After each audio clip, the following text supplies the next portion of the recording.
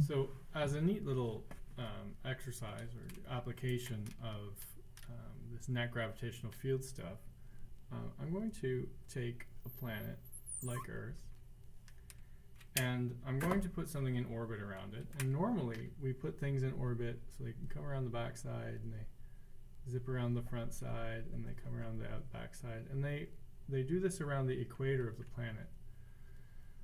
So I'd like to try and do this a little bit differently. I would like to see if there is a way that I can get a satellite to orbit above the planet like a halo, instead of having to orbit around the planet itself.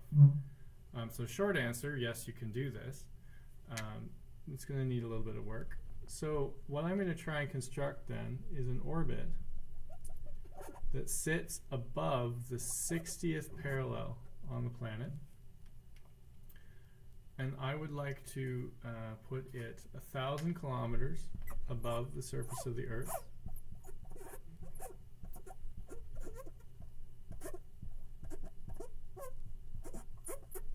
So that's this line here is 1,000. Put to the edge. So I'm going to do a little work here. First, I need to know the radius of that orbit. So it's going to be going around and around and around this circle here. If you notice, it makes a nice right angled triangle, and I know that this is 60 degrees here, so this must be 60 degrees as well. So I'm just trying to work out 60 degrees up here. I'm trying to work out this length when I know that this is a radius of the Earth plus 1,000 kilometers. Okay, so that's an adjacent side and the hypotenuse. So the question mark is going to be, let's get that, 6.38 times 10 to the 6 plus 1,000 kilometers is 7.38 times 10 to the 6. And it's an adjacent side, so that'll be a cosine of 60 degrees. So my orbital radius then is 3.69 times 10 to the 6.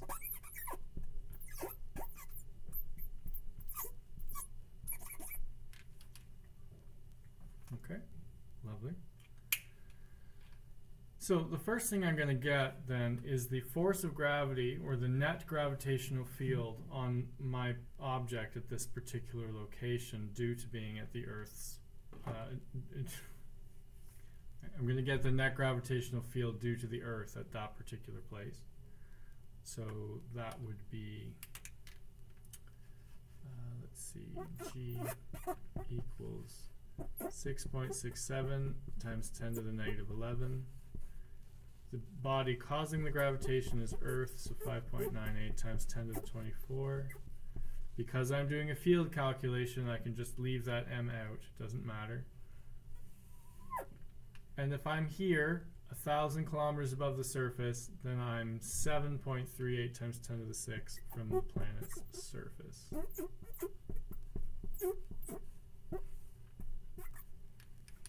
All right. Now, if I'm at that place,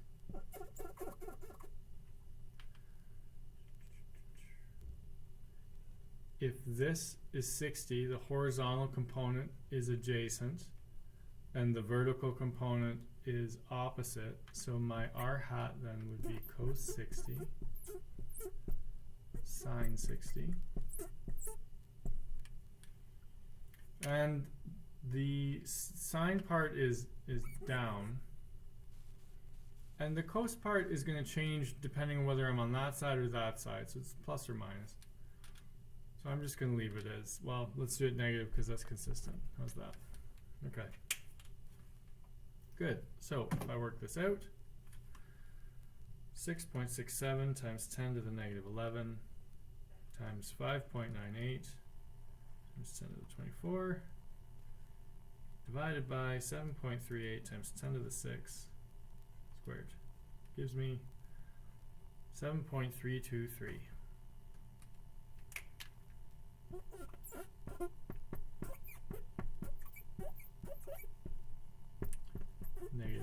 60, comma, negative sine 40. Okay, so I'm going to actually throw this number in there. So 7.233 times cos 60 is 3.66. 3.662.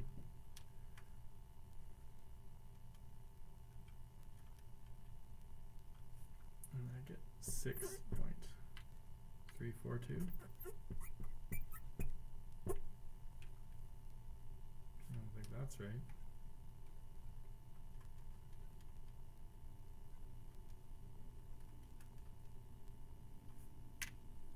Not even close. 4.707.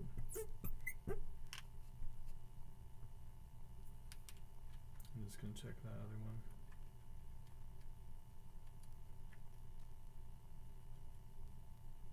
Yeah, okay, lovely. All right, so what I've got then is that this force of gravity is a component that is inward to the circle at 3.662 and a piece that is vertical at 4.707. So I'm going to deal with this piece first. It's on the circle, so I'm going to balance that component of gravity with a centripetal force term.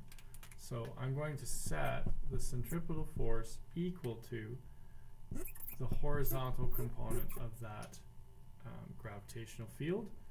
So mv squared over r equals 3.662. I need an m in there to make it a force. Masses cancel out.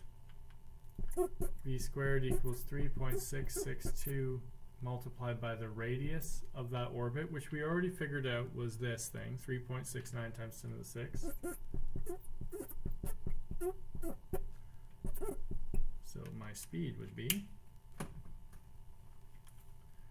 3.662 times 3.69 times 10 to the 6. Square root that answer. I get 3,675.9 meters per second.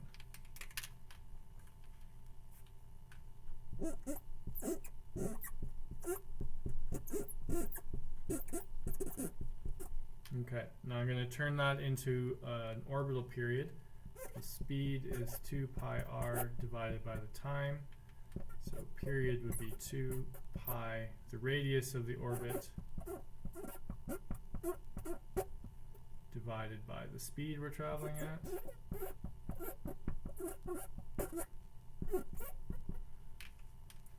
Put that in the denominator. Times 2 times pi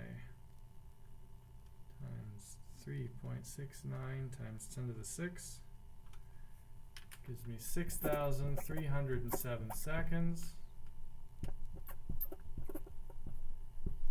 which, if I put it in minutes, divide by 60, 105 minutes.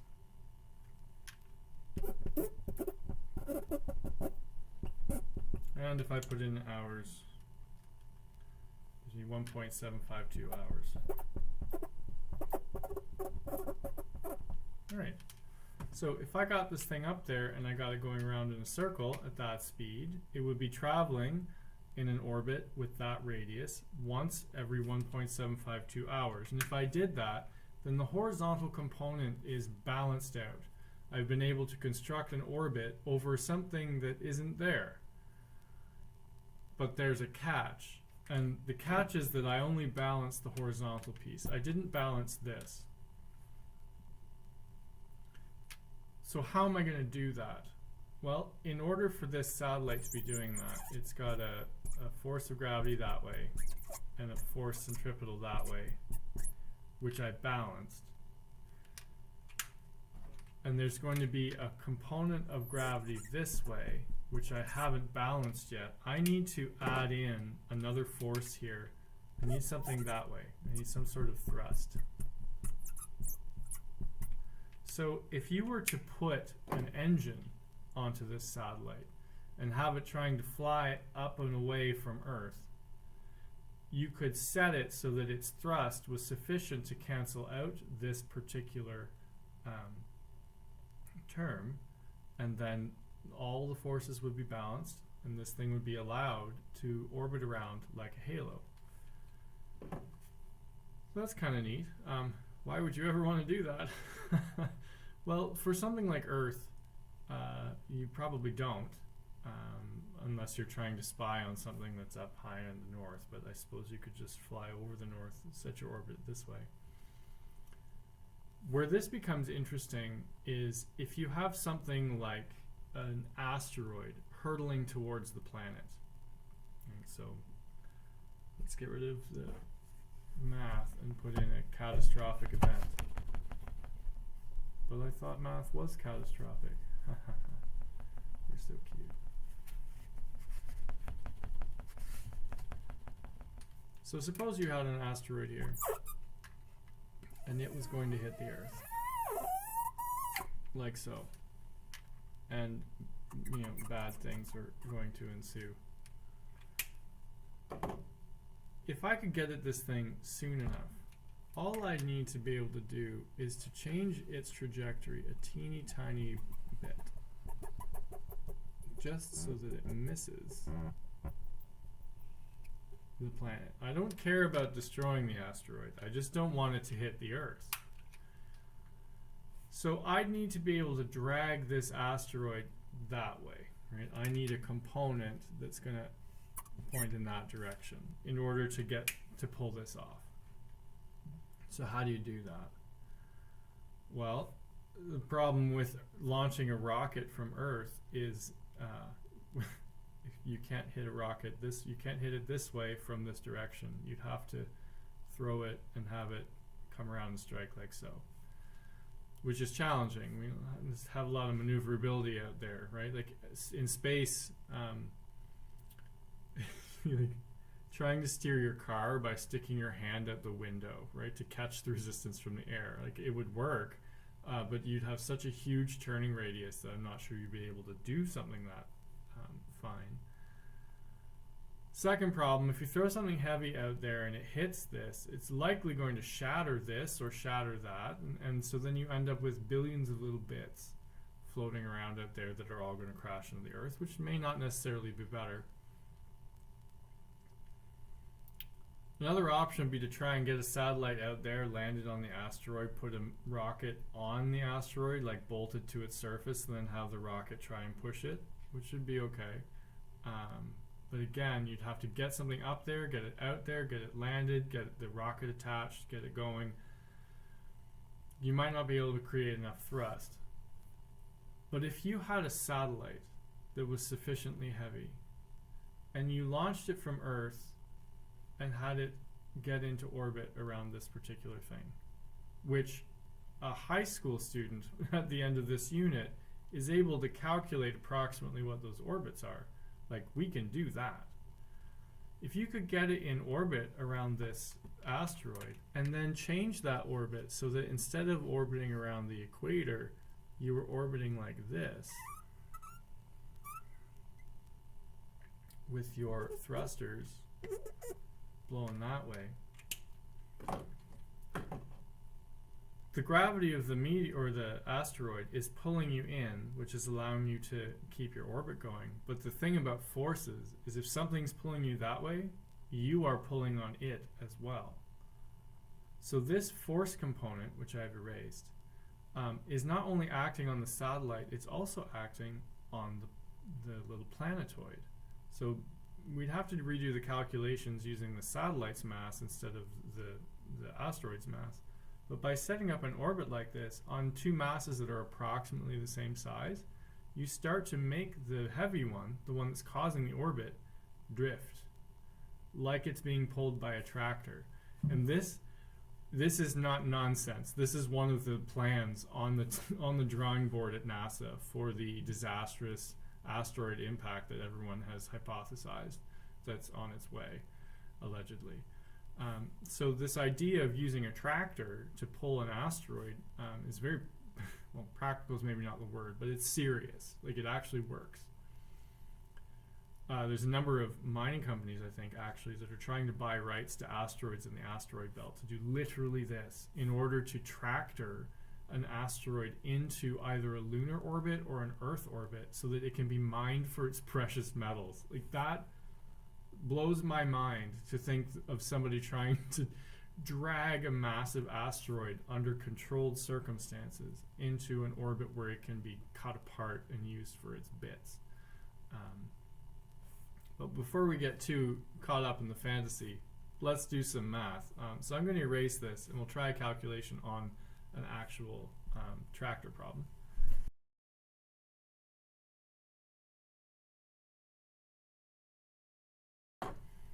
Okay, so I'm going to attempt to tractor this 5 times 10 to the 8 kilogram asteroid, which has a radius of 400 meters. And I'm going to try and do it by setting up a satellite in orbit above the 80th parallel, 500 meters up from the asteroid's surface.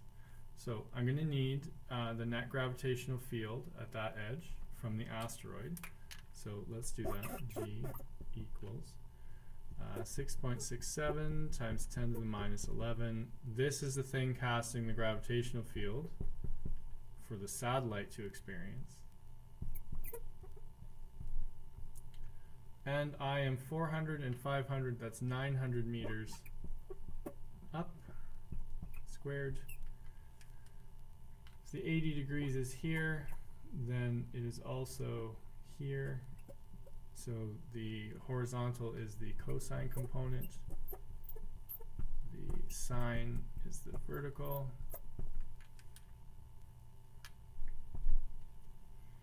So my net gravitational field acting on the satellite would be 6.67 times 10 to the negative 11. It's 5 times 10 to the 8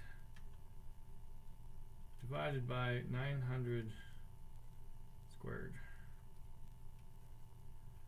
Gives me 4 times 4.1.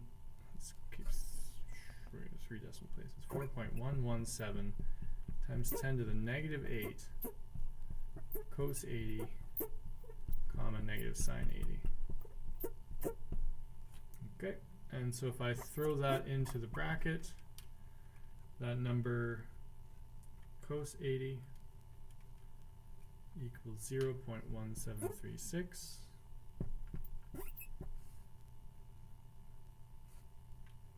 No, it doesn't. 4.117 times 10 to the negative 8 cosine 80. That's better. Gives me 7.149 times 10 to the negative 9, comma,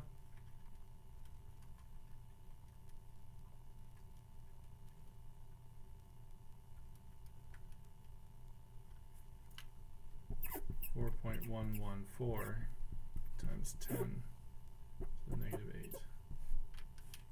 Okay, so we're going to balance this horizontal force. So at first I need to turn the gravitational field into gravitational force, and so gravitational force is the field multiplied by the mass that's being affected by it. So I'm going to try and turn this horizontal force. I'm going to balance it with centripetal. It'll be m times 7.149 times 10 to the negative 9. Okay. I need the radius of this orbit, so just quick. If that's 900 and that's 80, I need to know this. That's cosine. So 900 cos 80 equals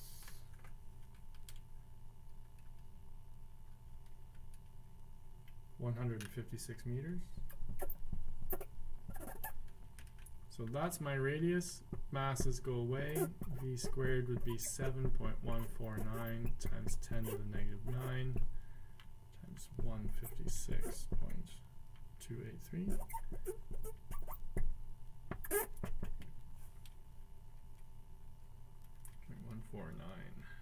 times 10 to the negative 9 gives me 1.17 times 10 to the negative 6, and then I need to square root that. So my number ends up being 0.00106 meters per second. Well, that's not too bad. I only have to be going at a millimeter per second. So what's my orbital period on that? Well, speed is 2 pi r over t. So t would be 2 pi 156.283 divided by this number. Put that in the denominator. 2 times pi times 156.283 divided by 0.00106 is 926,372.6881 seconds. It's a lot of seconds. Divided by 60 would be 15,439 minutes. Divided by 60 would be 257 hours. Divided by 24 gives me 10.72 days.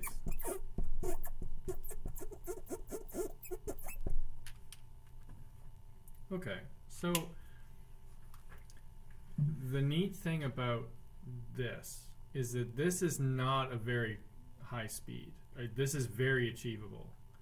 And an orbital period like that is very achievable. And I'm only having to manage like nanonewtons of force here in order to set up this orbit. So this doesn't require outrageous power output. It just means you have to get the object there, which we're very good at doing.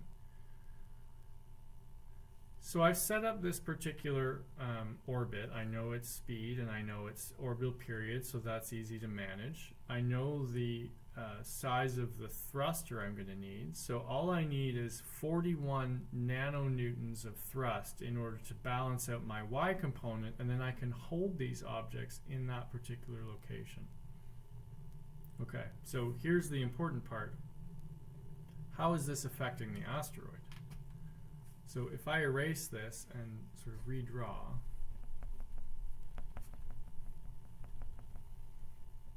I shouldn't have erased that.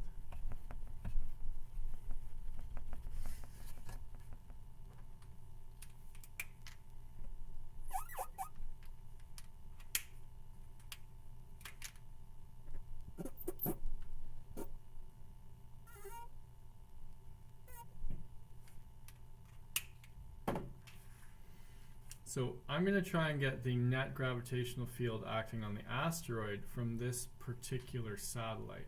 So first thing I need is the gravitational field. So 6.67 times 10 to the negative 11. The mass causing the field here would be the mass of the satellite, 2 times 10 to the 4. And it's 900 meters away. And like I said, over the 80th parallel. So this field is pointing, adjacent is cosine, vertical would be sine. We're going to work this out. 6.67 times 10 to the negative 11 multiplied by 2 times 10 to the 4 divided by 900 squared. Keep forgetting squared. Gives me 1.6469 times 10 to the negative 12 cos 80 comma sine 80. Okay, so throw that in there. That number, cosine 80,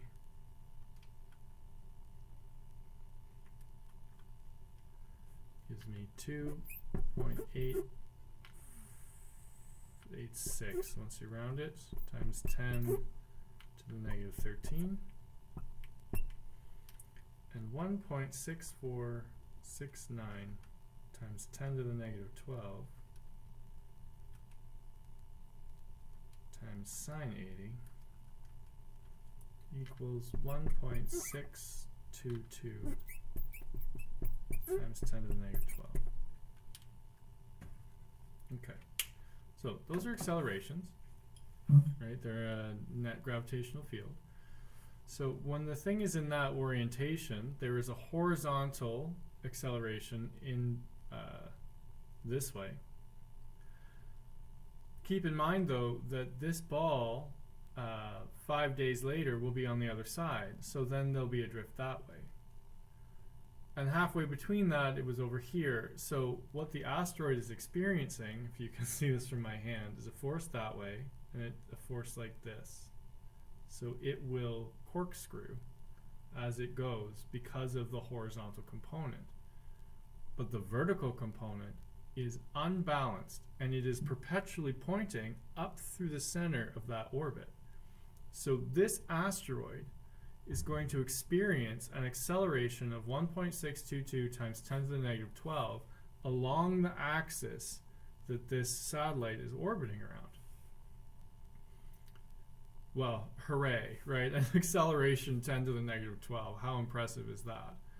Well, the thing is, if you can see this coming like a month in advance, like if you can see it far enough that you can get a satellite up and launched and get it out there so that you can start applying this acceleration to that asteroid for a long time. Well, let's try it. What if you let it go for 30 days?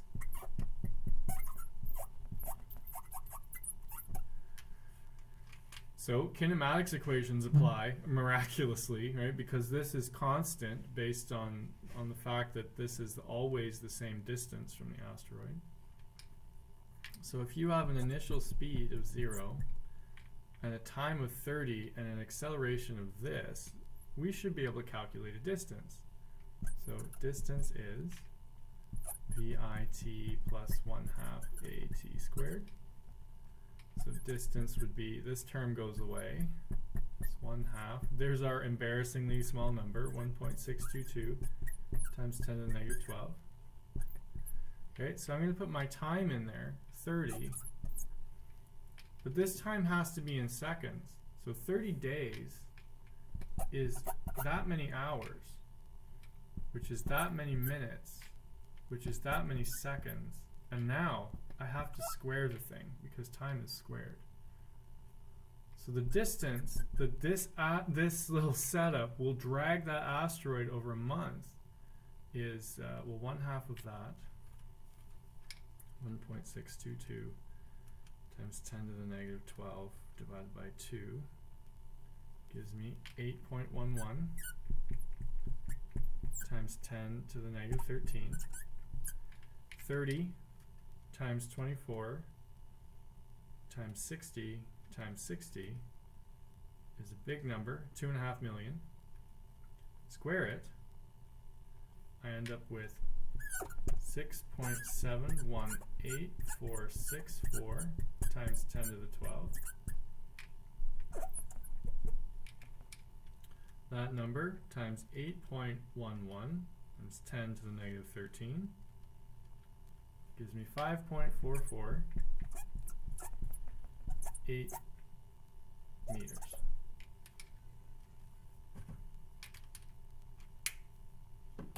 Okay. So I will have been able to drag that thing 5.4 meters over the 30 days that it was orbiting there. If I were to increase this to 90 days, I would have tripled my time. Once I triple square, that's 9 times, so I would have been able to move this thing 54 meters if I left it for 3 months. If I left it for a full year, right, that's 12 times. 12 squared is 144. Suddenly I'm up to 1 kilometer I've dragged it. These numbers and this acceleration was based on a 2,000 or 20,000 kilogram satellite. Well, if you had one of these things up there already, and it was 200,000 kilograms, or it was 2 million kilograms, which, I mean, if you can launch, you basically collect your space garbage and get it compacted into a ball. so that you have this thing ready, like this giant sphere of space trash that you have ready to send out as your gravitational tractor. If I could get this 2 to 10 to the 8, then this would be 10,000 times stronger. It'd be a 10 to the 8, which would make this 10,000 times stronger, which would make this 54,000 meters. I would have made it 54 kilometers in 30 days. So, I mean, this is a trick of scale, but just by putting a satellite up there, I was able to drag this thing 5.5 meters. And if you only have to drag it so that it misses the Earth, and the Earth is already sort of moving for you, then this might be a trick in order to pull it off. So I've got some practice problems for you to try setting up some orbits over funny altitudes, one on a planet, I think, and then one for a smaller asteroid. So I'll give you some time to practice.